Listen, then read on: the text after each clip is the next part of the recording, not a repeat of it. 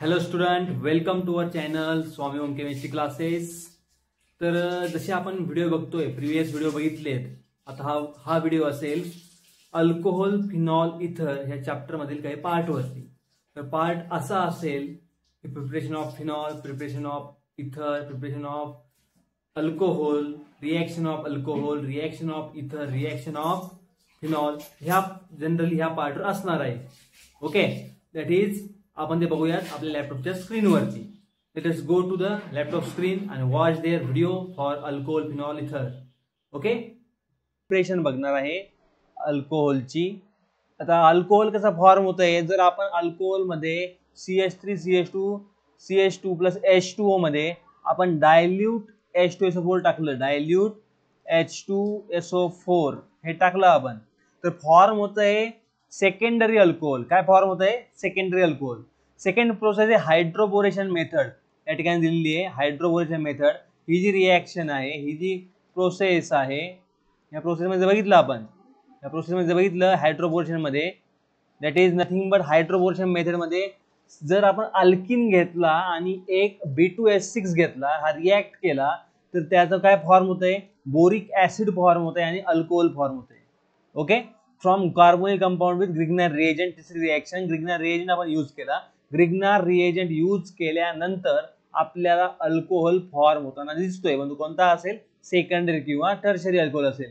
Because tertiary alcohol हे शक्य नाहीये, कारण की ज्या वेळेस आपण रिएक्शन करतोय त्यावेळेस फक्त ऍटलीस्ट आपल्याला फक्त सेकंडरी अल्कोहोल, सेकंडरी ग्रुप पाहिजे, कारण की कीटोन जो ग्रुप आहे तो फक्त सेकंडरी असणार आहे.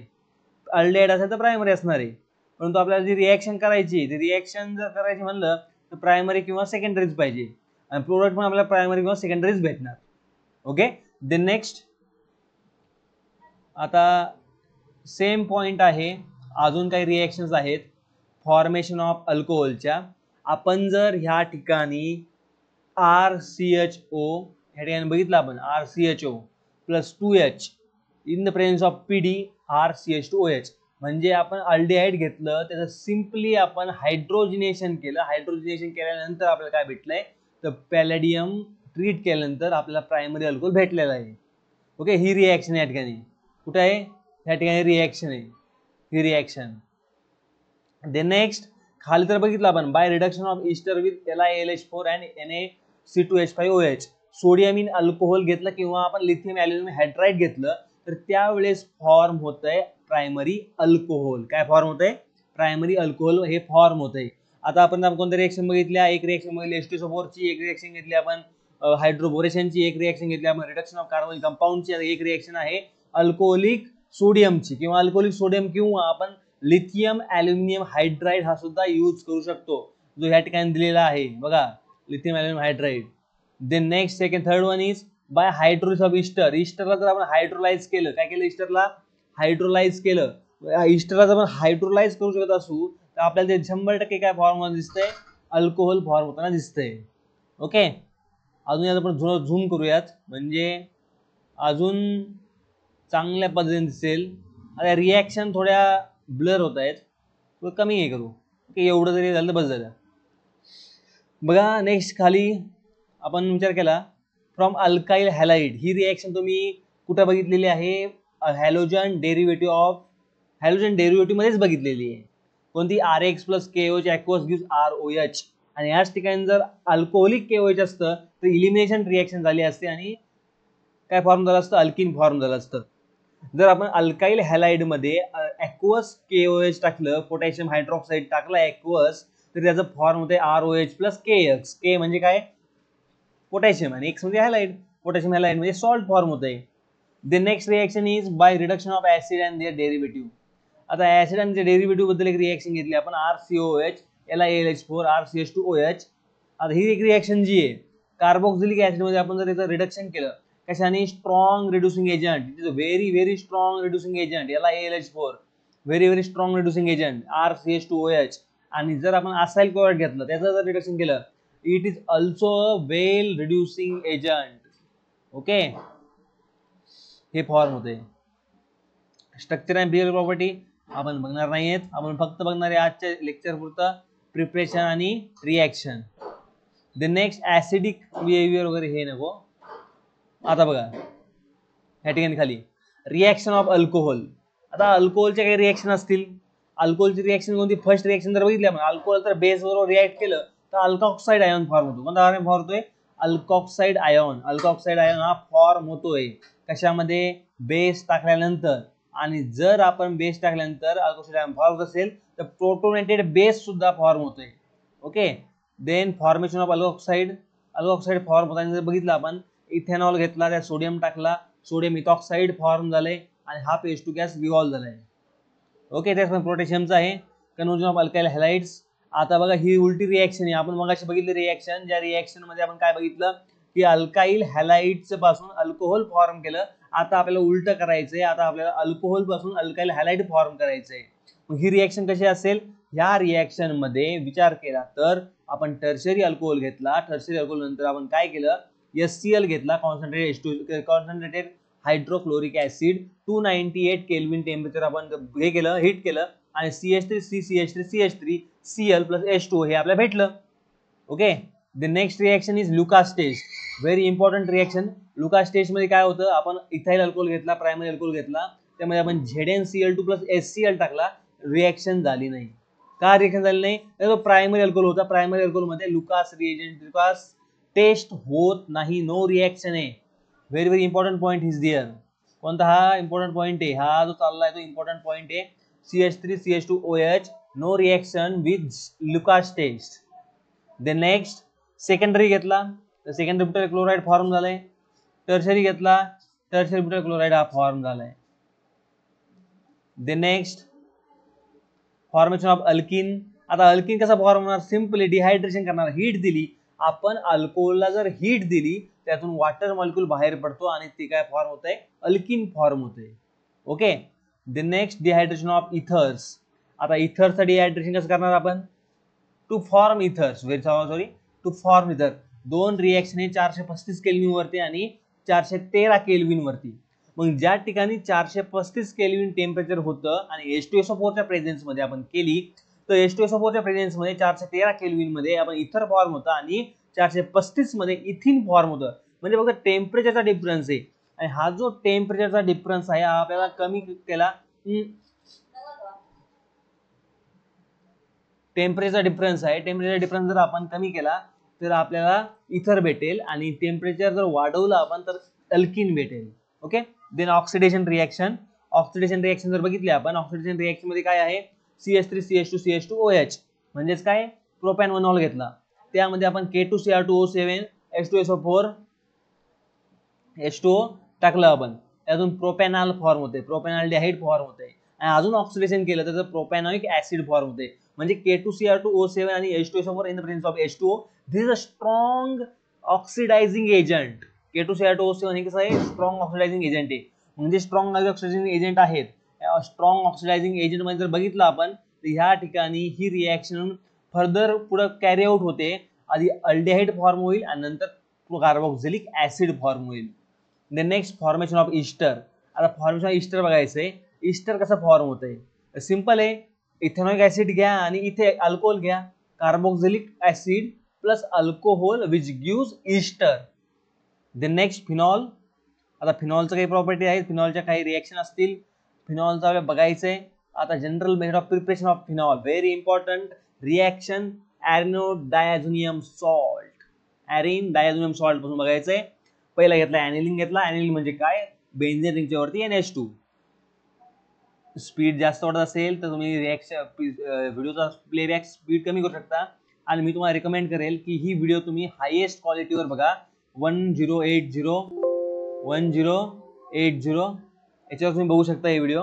आणि तेवढ्याच आता थोडं चार्जिंग कमी आहे तर 2 मिनिटाचा ब्रेक घेतो मी, चार्जिंग लावतो.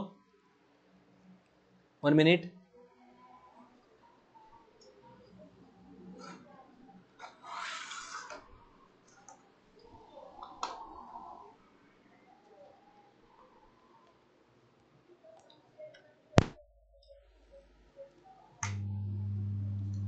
Okay. That is reaction of phenol बघतोय आपण. रिएक्शन म्हणजे प्रिपरेशन ऑफ फिनॉल. म्हणजे प्रिपरेशन ऑफ फिनॉल जर बघितलं आपण यात काय होतंय?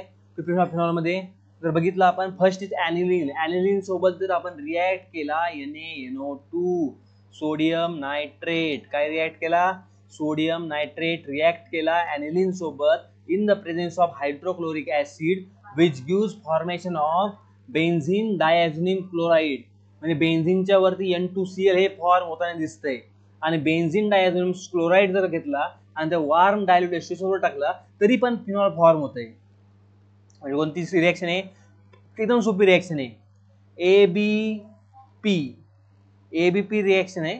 म्हणजे A for aniline, B for benzene diazonium chloride आणि पी फॉर फिनॉल. यात काय इंटरमिडिएट काय आपले रिएजंट काय आहेत? NaNO2HCl आणि खाली वार्म डायल्यूट H2SO आणि H2O. Okay. The next alkali fusion of sodium benzoate. आता ह्या ठिकाणी कशी रिॲक्शन? ह्या रिॲक्शन मध्ये फिनॉल फॉर्म झालेलं आहे.